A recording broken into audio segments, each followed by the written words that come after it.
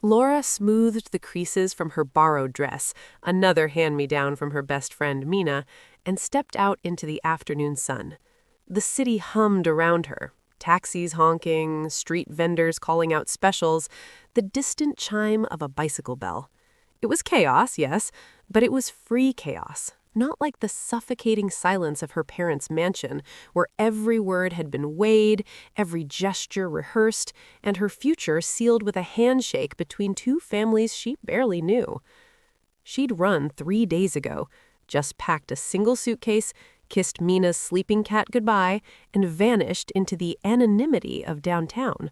No one was looking for her, not yet anyway, and she intended to keep it that way. That's when she bumped into him. Literally. A stack of blueprints tumbled from his arms, papers scattering like startled birds across the sidewalk. "Oh, sorry," Laura gasped, dropping to her knees to help gather them. "No, my fault," came a voice, warm, slightly rough, like gravel wrapped in velvet. "I wasn't watching where I was going."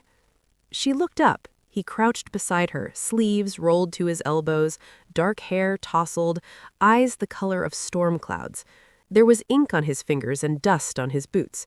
He wore a plain gray t-shirt under an unbuttoned work jacket and smelled faintly of sawdust and coffee.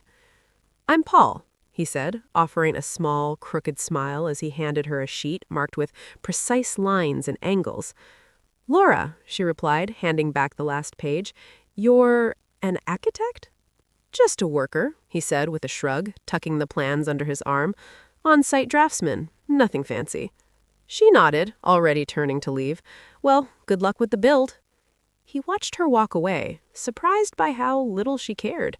No lingering glance, no coy question about where he worked or if he was single. Nothing, just gone. And that nothing, stirred something unfamiliar in his chest. Because Paul wasn't just a worker. He was Paul Sterling, CEO of Sterling & Vale, the largest architectural firm on the East Coast.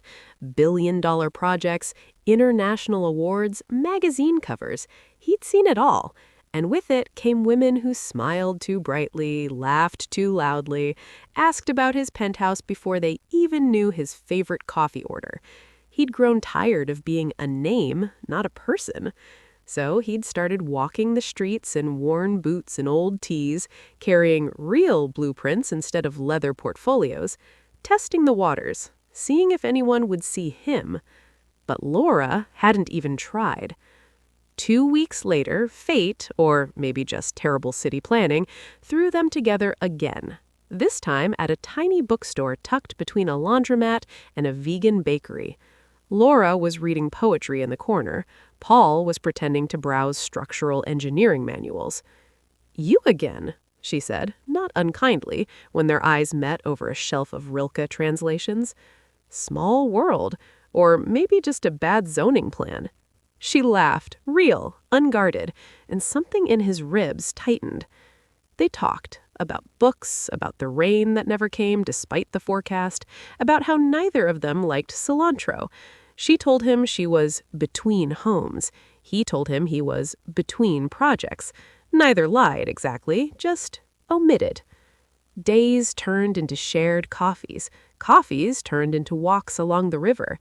He learned she could sketch entire cityscapes from memory. She learned he could whistle Bach fugues while fixing a leaky faucet. And still, he didn't tell her. Until the day she saw his face on the cover of Architectural Vision, propped up in a newsstand window. The headline read, "Sterling Redefines Urban Living." Her breath caught. She stared at the photo. Same storm gray eyes, same crooked smile, but now draped in a tailored suit, standing by a gleaming skyscraper. Paul found her there, frozen. "You lied," she said quietly, not angry, just disappointed. "I didn't lie. I just didn't tell you everything. I wanted you to see me, not the title." "And if I had known?" she asked. "I thought you'd vanish, like everyone else who only wants the empire, not the man building it." Laura studied him, the calluses on his hands, the worry line between his brows, the way he still carried those blueprints like they mattered more than boardrooms.